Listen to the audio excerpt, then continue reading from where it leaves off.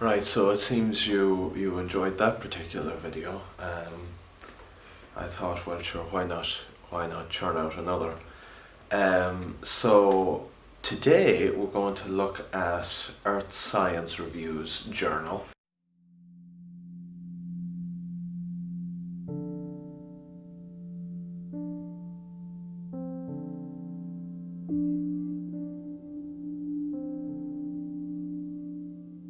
This particular paper was published online on the 24th of October, so a few more days prior to the one I'd done yesterday. And it's entitled Plio-Pleistocene Sedimentation in West Turkana, Turkana Depression, Kenya, East African Rift System, Paleolake fluctuations, paleolandscapes, and controlling factors. And this is by Nuts et al., N-U-T-Z et al. We've got Schuster, Marboni, Gassier, and I'll just end up butchering the other names, so I'm just going to leave it at that.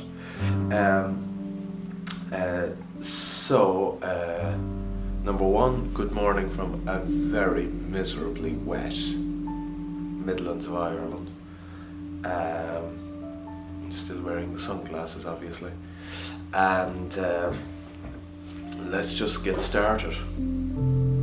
So, Pliocene and Pleistocene sediments from West Turkana form emblematic sine rift or sine rift successions for understanding the evolution of extensional basin and continental rifting. They also constitute world-renowned fossil-bearing strata from which as much or greater than 500 hominid fossils were discovered over the past decades, with over 100 inventoried archaeological sites. However, associated sedimentary dynamics and architecture as well as paleo-environments are only partially reconstructed, and the relative contribution of climate and tectonism to paleo-environmental change over time remains unclear. Here, through the interpretation of sedimentary facies, for some of you who are not familiar, facies is just another word for layer or strata or stratum. The interpretation of sedimentary facies, the delineation of sequences, and the analysis of delta 13 carbon in soil carbonates, we provide the first exhaustive reconstruction from about 4 million years ago to about 3/4 years ago. The following: fluctuations of the Paleolake that occupied the Turkana Depression, the successive sedimentary dynamics and related paleolandscapes that characterized the West Turkana area, respective roles of climate and tectonism in the sedimentation, and that's where it ends. So the three areas they dealt with was the fluctuations in the Paleolake of Turkana, the successive sedimentary dynamics and related paleolandscapes that characterize the West Turkana area, and finally the respective roles of climate and tectonism in this sedimentation. We show evidence for 7 major transgressive regression cycles. So transgressive regressive cycles between about 4 million years ago to about 3/4 years ago, superimposed locally by lower amplitude transgression regression cycles. Comparing the sedimentological interpretations and the delta 13 carbon values in soil carbonates, we reveal that fluctuations of rainfall over the Ethiopian Dome, which hosts the drainage basin of the Omo, the main tributary of Lake Turkana, controlled high amplitude lake level fluctuations during the Plio-Pleistocene period. we also demonstrate that vegetation and tree cover evolved differently in the Omo Valley and West Turkana. Furthermore, we outline that two different sedimentary systems reflecting two distinct modes of sedimentation alternated through times in the West Turkana area as a response to variations in sediment supply coming from the Western Rift shoulder, that is the Lapur range, that alternately generated wave or river dominated sedimentary systems. And so, in conclusion, we reveal that the climate regulated water input, Paleolake water level fluctuations and vegetation. So in conclusion, we reveal that climate regulated water input, Paleolake water level fluctuations and vegetation. Tectonism determines sediment supply to the basin controlled in West Turkana by pulses of increased activity of the main border fault, that is the Morua Rith Lapur fault. Okay, so these are the papers that I think I enjoy the most, because they do so much to unveil a history of the landscape itself in which the hominins are based.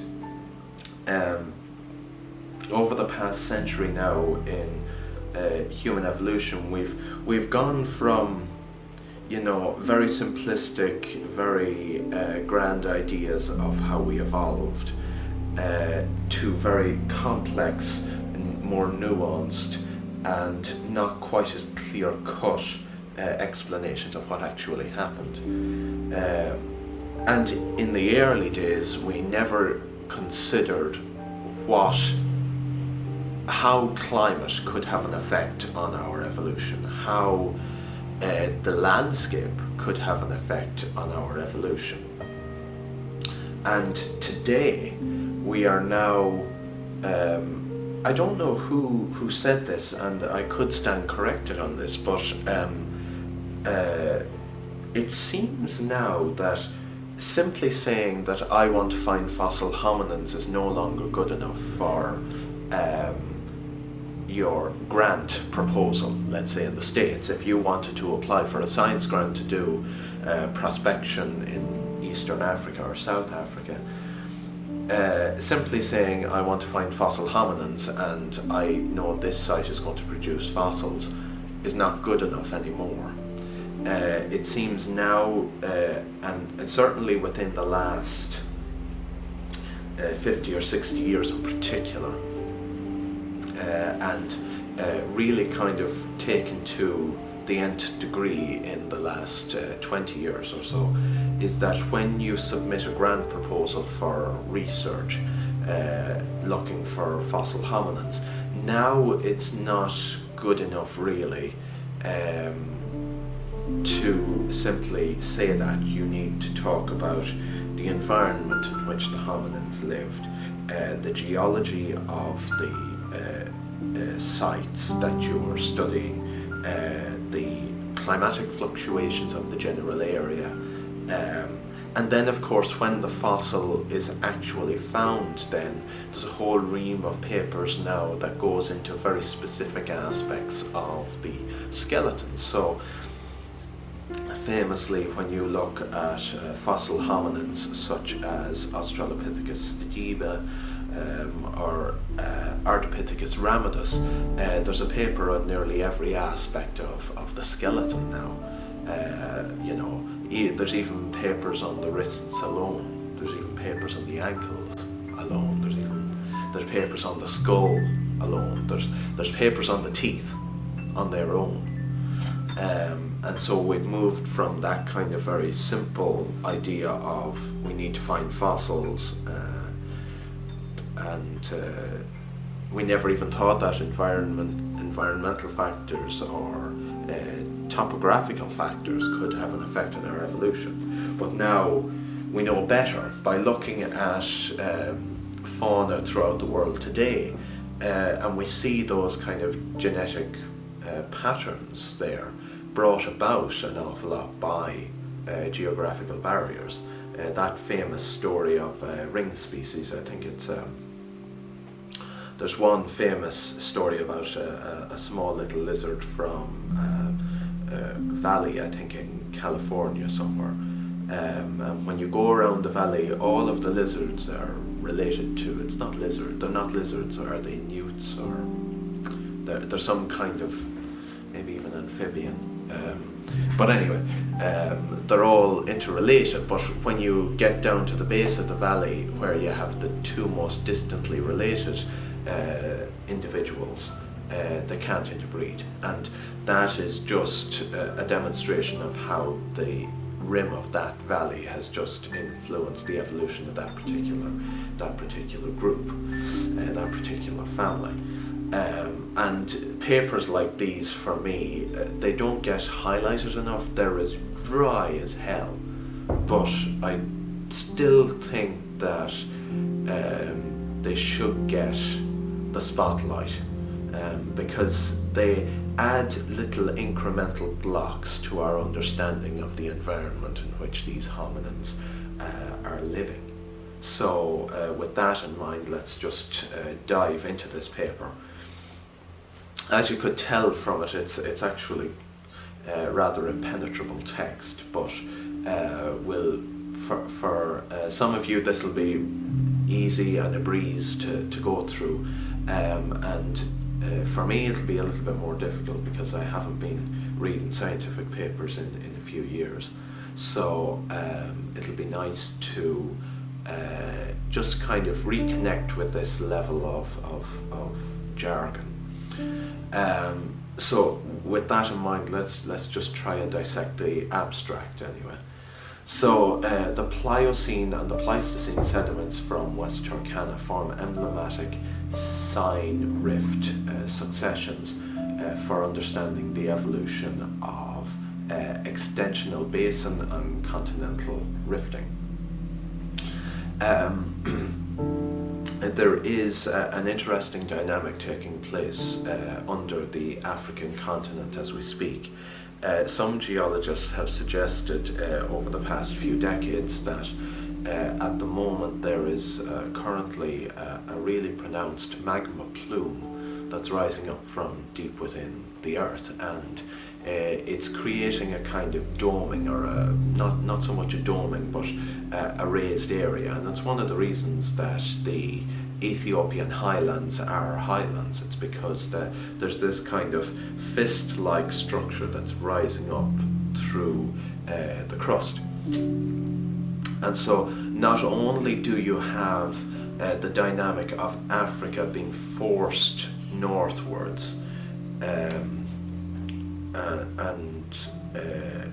all sorts of tectonic forces taking place in that regard, but then as this continent is moving northwards, there's this fist that's rising one part of the continent up, and it's creating the very famous creating the very interesting dynamics in this famous Rift Valley, the Rift Valley running from Israel right down to Mozambique.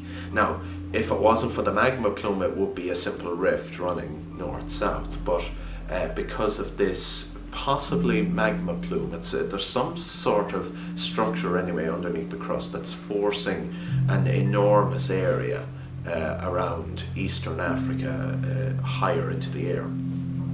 And as a result, it's creating cracks around the edge. So you've got the Western Rift Valley, and then you've got the Eastern Rift Valley. That's created by this forced feature in the landscape.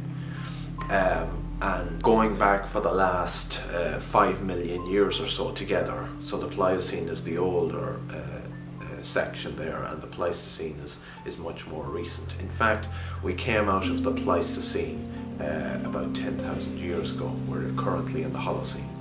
But the Pliocene and Pleistocene together signify the last 5.3 apparently million years of history, prehistory.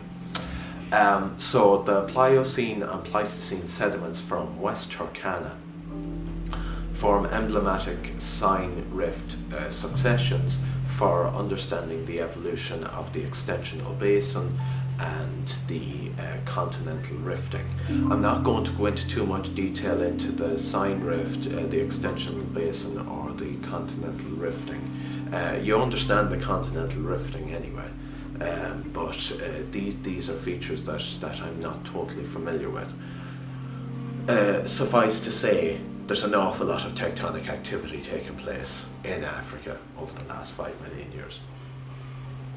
They also constitute the world-renowned fossil-bearing strata from which over 500 hominin fossils were discovered over the last few decades, with over 100 inventoried archaeological sites.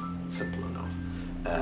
It's very famous, and we've got a tectonically active area which has allowed us to access hominin fossils, and understanding the environment in which these fossils were found is vitally important.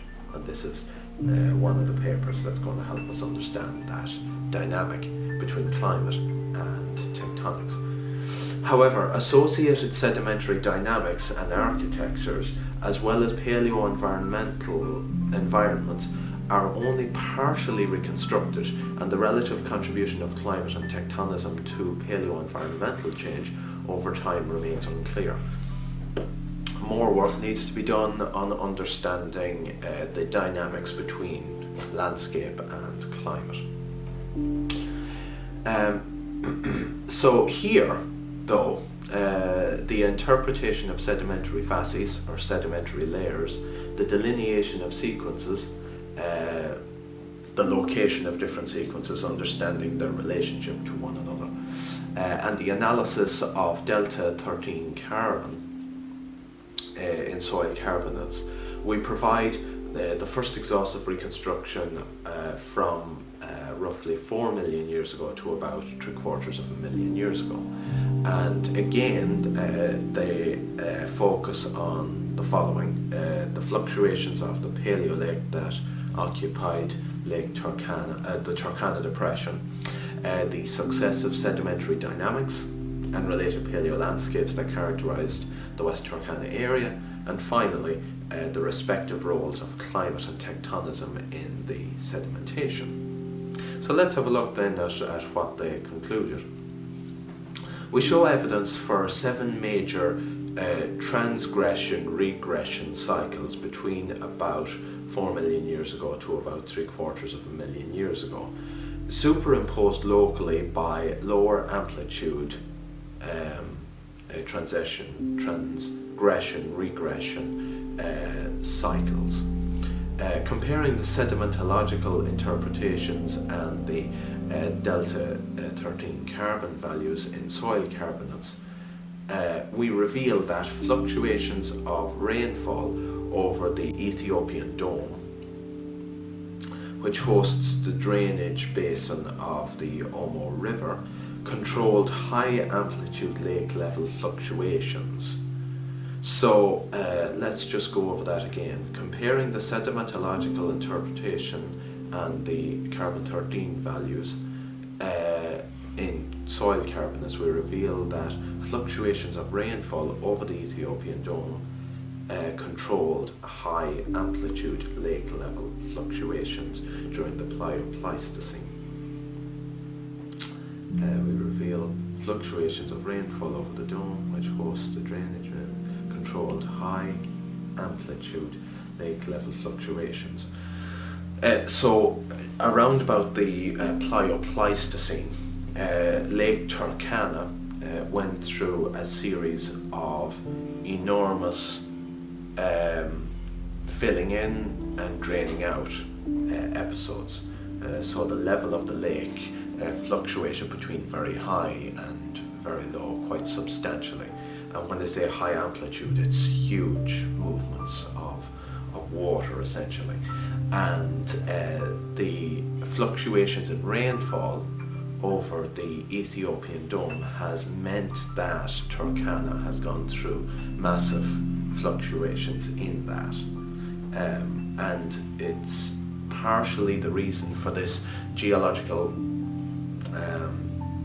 structure, probably the magmatic plume that's rising up from deep within the earth is creating the Ethiopian dome, and so the drainage patterns on that dome has meant that Lake Turkana has received the lion's share of that rainfall when it was particularly heavy, and so the depression would fill up greater than the Turkana Lake is today. But then conversely, when the rainfall was really low, then the lake levels really sunk. So that's that. We also demonstrate that that vegetation and tree cover evolved differently in the Omo Valley and West Turkana. And that's a very simple one there. If you have climatic fluctuations over an extended period of time, you're going to have certain species that are going to disappear and new species that are going to take their place, and vice versa.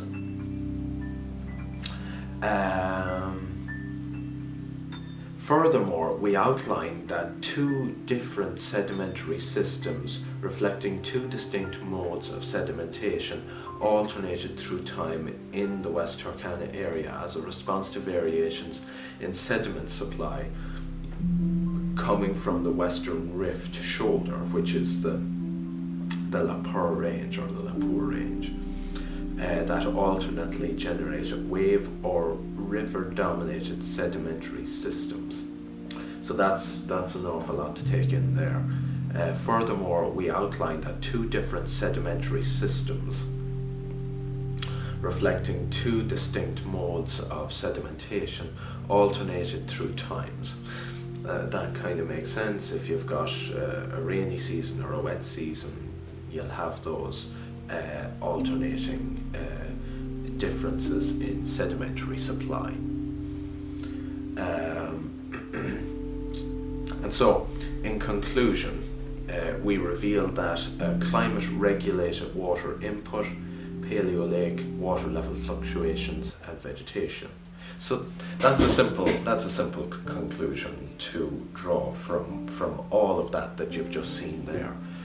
In conclusion, we revealed that climate-regulated water input, Paleolake water level fluctuations and vegetation.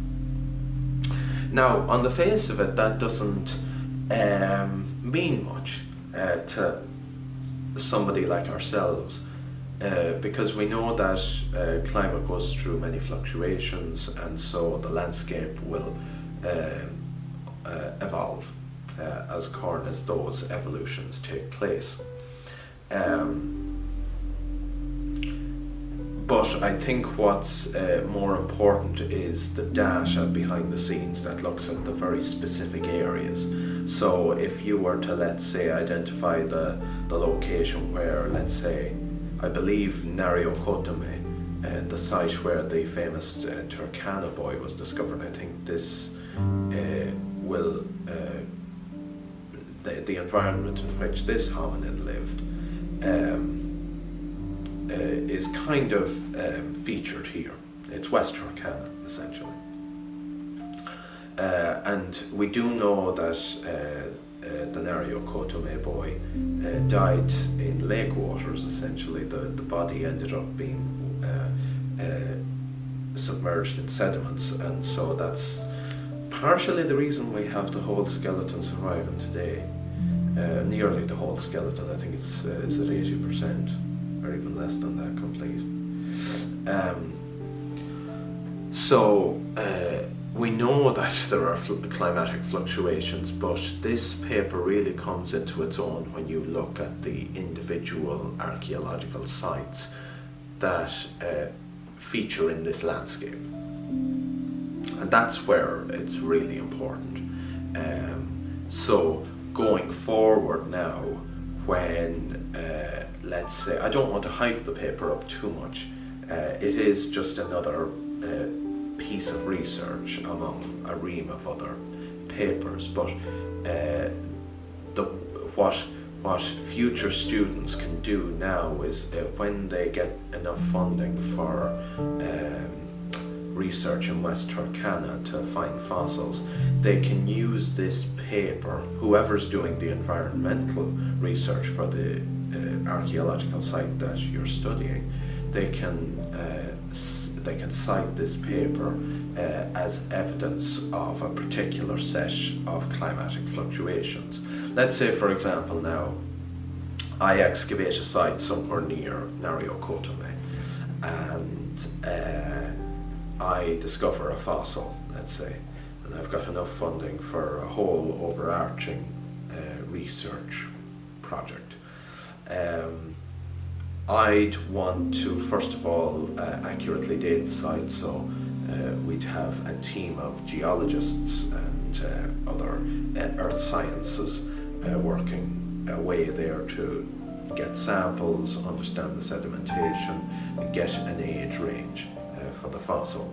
And then once we've got that age range, then the environmental scientists looking at the environment and the flora and the fauna of the region, they can look at this paper and look at the specific data that they have within the paper and draw what they need from it to understand how wet that particular area was, that particular region. It'll never be very accurate, it'll never be ultra fine, but it's the best we have, and it goes some way to helping put together a nice cohesive hypothesis for the fossil that was discovered. Okay, I think I'm explaining something there. So that's simply it. In conclusion, we reveal that climate regulated the water input, the Paleolake water level fluctuations and vegetation. Tectonism determines sediment supplied to the basin, controlled in West Turkana by pulses of increased activity of the main border fault. So the different tectonic activities taking place at that particular fault, the Morua Rith Lapur fault, determined the kind of sediments that were being washed down into the Turkana basin. And so that is the paper, and if you look through it in greater detail, it is incredibly detailed,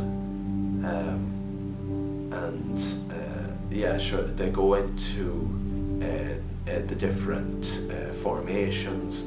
You've got the Kubifora formation there, you've got the lake basin, of course, and then you've got the Nechu Key formation. It's incredibly detailed stuff, and not something I'm going to go into in any great detail here, but just thought that I'd highlight this paper for your consideration. So the link will be down in the description. Let me know what you think about this particular paper. It is incredibly boring, but and unfortunately that boring nature makes it it's neglected an awful lot of the time. So it's vitally important, and it's vitally important to read these papers just to kind of get an idea for the environmental fluctuations that are taking place. So I'm glad that I've taken the opportunity to highlight this particular paper. The results are fairly self-explanatory. There's fluctuations, blah blah blah. But as I explained a little bit earlier, an awful lot of this, the background data, the very detailed, dense data that will be behind this paper will be more important to those who are going out into the field and analysing sites in Western Turkana.